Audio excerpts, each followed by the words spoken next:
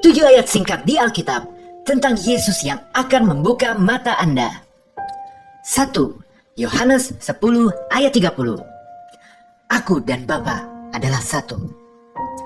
Tahukah Anda bahwa tidak ada satupun manusia yang dapat melihat wajah Allah? Bahkan Nabi sekelas Musa saja, seperti yang kita bisa baca dalam Keluaran 33 ayat 23, hanya diizinkan melihat punggungnya saja. Yesus Kristus bukan saja telah langsung memandang wajah Allah dan sepenuhnya menatap, akan tetapi lebih dari itu, Yesus itu hidup di hadirat Allah. Sebagai anak, Yesus hidup dalam kesatuan yang mendalam dengan Bapa. Inilah yang menjadi sebab kenapa ajaran-ajaran Tuhan Yesus itu lain daripada yang lain. Ajaran-ajaran Yesus itu penuh kekuasaan. Sungguh luar biasa. Karena ajaran Yesus bukan berasal dari manusia, melainkan datang langsung dari Sang Bapa. Jadi benarlah, barang siapa yang melihat Yesus, ia juga melihat Bapa. Jika kita mengasihi Yesus, kita pun mengasihi Bapa, karena mereka adalah satu. Tuhan Yesus telah menjadi perantara kita. 2. Yohanes 11 ayat 35. Maka menangislah Yesus. Tahukah Anda bahwa Yesus benar-benar pernah ada di dalam dunia ini? Bukan mitos belaka. Bahwa Yesus yang adalah Tuhan telah menjadi manusia masuk ke dalam sejarah dunia. Kitab-kitab Injil mencatat jelas tempat, tanggal, waktu, bahkan siapa raja, siapa gubernur, dalam pemerintahan siapa, pada saat Yesus turun ke dunia menjadi manusia. Semua kronologisnya cocok dalam fakta sejarah dunia. Yesus mempunyai kasih yang luar biasa terhadap kita, orang berdosa. Yesus menjadi manusia yang benar-benar ada dalam sejarah karena Yesus peduli kepada kita. Yesus turun menjadi manusia untuk menderita bersama manusia lainnya. Semua dilakukan Yesus dimulai dari saat pembaptisan di Sungai Yordan hingga rela menanggung beban dosa manusia di kayu salib adalah demi kita, manusia berdosa. Jadi Tuhan kita, Yesus Kristus, adalah Tuhan yang penuh belas kasihan. Karena Tuhan kita bukanlah Tuhan yang tidak dapat turut merasakan penderitaan kita. Sebab Yesus pernah menjadi manusia yang bisa menangis dan yang telah menderita. Maka Tuhan pasti dan selalu akan menolong kita melewati pasang surut kehidupan ini. 3. Ibrani 13 ayat 8. Yesus Kristus tetap sama, baik kemarin maupun hari ini dan sampai selama-lamanya. Ada pepatah yang mengatakan tiada yang abadi di dalam dunia ini selain perubahan. Kita merasakan betul bahwa segala sesuatu berubah begitu cepat. Kehidupan tampaknya bergerak begitu cepat. Dari perkembangan teknologi, di mana kita sering merasa tertinggal. Masalah yang datang silih berganti. Usia yang terus bertambah. Sampai kepada hati manusia yang sering bisa berubah. Janji seringkali diingkari. Niat sering berubah-ubah. Tiada kepastian selain perubahan itu sendiri. Tetapi sungguh melegakan bahwa kita memiliki juru selamat yang tidak pernah berubah. Tuhan Yesus tidak pernah akan berubah. Dulu, sekarang, sampai selamanya. Kuasa nama Yesus sungguh luar biasa. Dalam Kisah Para Rasul, ada kisah pengemis yang meminta sedekah kepada Petrus dan Yohanes.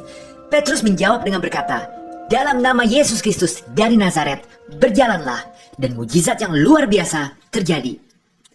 Jadi apapun pergumulan yang mungkin Anda alami, panggil nama Tuhan Yesus Kristus dan izinkan Dia membawa perubahan besar dan penyembuhan ke dalam hidup Anda. Ada kuasa besar dalam nama Yesus Kristus dan kuasa itu tersedia bagi kita hari ini. Sabda, ajaran, dan janji Yesus tidak akan pernah berubah. Cinta dan kesetiaannya juga tidak pernah berubah. Dia adalah juru selamat yang selalu hadir untuk membimbing, menghibur, dan menguatkan kita.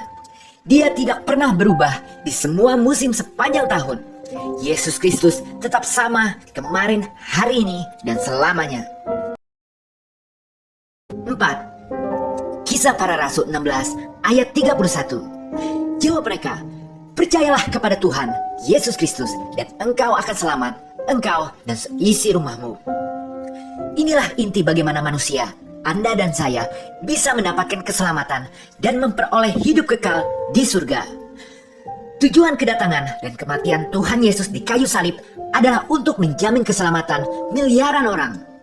Karena kematian Tuhan Yesus di kayu salib merupakan satu-satunya cara supaya Allah dapat mengampuni dosa tanpa mengorbankan kekudusannya.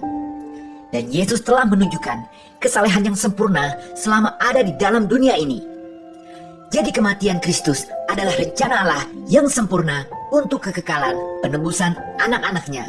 Sehingga siapa yang percaya kepada Tuhan Yesus akan mendapatkan garansi keselamatan.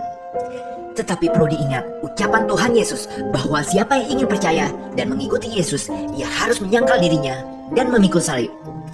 Jika kita mempunyai keinginan kuat untuk percaya dan mengasihi Tuhan Yesus yang telah menyelamatkan dan memberikan nyawanya kepada kita, maka tidak ada yang mustahil hidup kita akan menjadi kesaksian bagi keluarga kita, sehingga mereka pun akan percaya dan terselamatkan. 5. Filipi 2 ayat 11. Dan segala lidah mengaku Yesus Kristus adalah Tuhan, bagi kemuliaan Allah Bapa. Kemajuan teknologi dan zaman membuat gambaran sosok Tuhan Yesus menjadi kabur. Iman tentang Tuhan Yesus diserang hingga menjadi lemah. Pokok persoalannya adalah menyangkut keberadaan Tuhan. Orang-orang zaman sekarang banyak yang bertanya, apakah Tuhan itu nyata? Apakah Tuhan itu sungguh-sungguh benar ada? Ini disebabkan karena banyak manusia zaman sekarang telah masuk ke dalam pencobaan setan. Kita sering bisa melihat bagaimana orang-orang zaman sekarang banyak yang menganggap Tuhan itu adalah hal yang tidak penting, bahkan mengganggu. Bila dibandingkan dengan semua hal yang tampaknya jauh lebih penting dan mendesak dalam kehidupan mereka. Apa yang nyata bagi mereka adalah apa yang tampak di depan mata, yaitu persoalan makanan, harta, dan kekuasaan. Bagi kebanyakan orang zaman sekarang, hal-hal ini lebih penting dan terasa nyata daripada hal-hal yang dari Tuhan. Padahal kenyataannya, yang paling penting itu adalah kesetiaan dan penyembahan kepada Tuhan yang benar. Baru yang kedua adalah makanan serta kebebasan dan lain-lain. Inilah urutan yang benar. Kita harus mencari kerajaan Tuhan dan kebenarannya dulu, baru semuanya akan ditambahkan kepada kita. Karena urutan yang benar ini akan menghasilkan keadilan serta kebahagiaan yang sejati bagi kita. Tak kala Tuhan dianggap sebagai hal kedua yang dapat dikesampingkan untuk sementara waktu atau untuk selama-lamanya karena ingin mengejar hal-hal lain yang lebih penting. Hasilnya adalah keruntuhan dan kehancuran. Karena hal-hal lain yang dianggap lebih penting itu terbukti pada akhir kehidupan sama sekali bukan apa-apa. Tuhan itu nyata dan tanpa Tuhan tidak ada sesuatu yang baik akan terjadi. Tuhan Yesus telah dibangkitkan, naik ke surga, lalu dimuliakan dan sangat dimuliakan di atas segalanya. Dan suatu hari akan tiba ketika setiap lutut akan bertelut di hadapannya dan setiap lidah akan mengaku bahwa Yesus Kristus adalah Tuhan bagi kemuliaan Allah Bapa. 6. Matius 9 ayat 12. Yesus mendengar dan berkata, bukan orang sehat yang memerlukan tabib, tetapi orang sakit. Yesus tidak pernah mengutuk orang yang layak untuk dikutuk manusia. Yesus tidak menghakimi perempuan yang ketahuan berzina hingga layak dirajam batu. Hati yang hancur, patah, dan remuk tidak dipandang hina oleh Yesus. Yesus tidak pernah membeda-bedakan orang, baik orang kaya maupun orang miskin. Yesus adalah juru selamat, anak Allah, Tuhan yang suci dan benar dari semua kehidupan. Yesus juga mengetahui kelemahan-kelemahan kita. Tetapi Yesus tetap mengasihi kita dan memberikan nyawanya untuk kita. Jadi tak peduli seberapa jauh kita telah meninggalkan Tuhan dan menjalani hidup yang berdosa, Tuhan Yesus akan tetap mengasihi kita dan malah mencari kita, bagaikan gembala mencari domba yang tersesat dan terhilang. Tuhan Yesus berkata, bukan orang sehat yang memerlukan tabib, tetapi orang sakit. Ini menandakan bahwa ada hal yang akan menghalangi orang yang terhilang untuk bisa menerima Yesus Kristus, dan hal ini akan menghalangi orang yang telah diselamatkan, bisa jadi Anda atau saya, untuk menikmati hadirat Tuhan. Hal ini adalah kesombongan. Kita tidak boleh merasa tidak perlu Tuhan. Ketika kita merasa sudah berbuat benar dan merasa sehat dalam tanda kutip di hadapan Tuhan, maka Tuhan tidak akan senang, karena Tuhan tidak berkesan atau terkesan dengan kesombongan. Bahkan Tuhan membencinya. Seperti orang Farisi dalam Alkitab, orang Farisi melakukan hal yang menurut mereka ini akan mendekatkan mereka kepada Tuhan. Padahal sebenarnya itu malah membuat mereka semakin jauh daripada Tuhan. Oleh karena itu, kita harus memiliki sikap kewaspadaan dalam hati kita agar selalu rendah hati di hadapan Tuhan. Dan jangan kita pernah merasa malu untuk datang kepada Tuhan karena merasa dosa sudah terlalu banyak. Justru itu yang Tuhan cari, karena hanya orang sakit yang memerlukan tabib.